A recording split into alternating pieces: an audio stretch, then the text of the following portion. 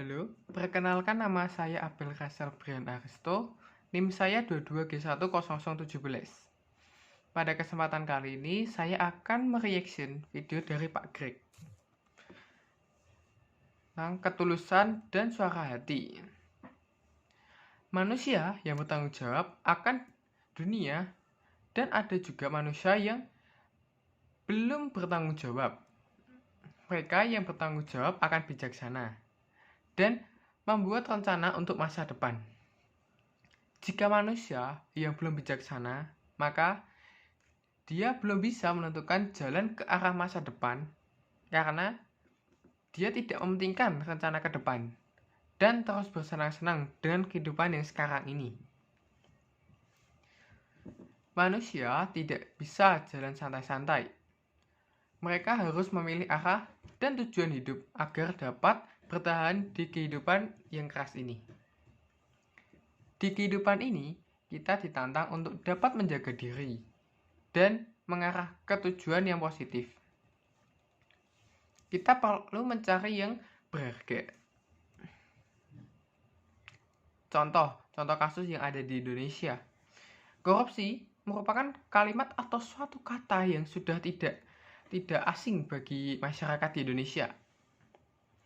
Sudah banyak terjadi yang memiliki uang yang menang di pengadilan dan yang seharusnya benar namun tidak memiliki kekuatan di bidang hukum atau kata lain masyarakat biasa, malah yang terkena hukumannya penjara. Ini merupakan tindakan yang sudah melenceng dan tidak dibenarkan.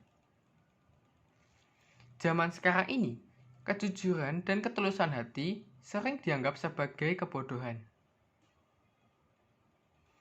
Ketulusan tindakan yang semestinya pada seseorang yang memberikan jawaban pada panggilan kerajaan Allah.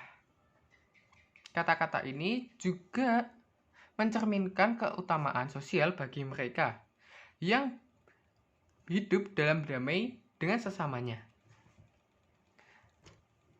Yang kebanyakan bukan dari iman yang sama. Lawan dari ketulusan adalah dusta atau berbohong. Dusta merupakan dasar hubungan antara manusia, ialah kepercayaan.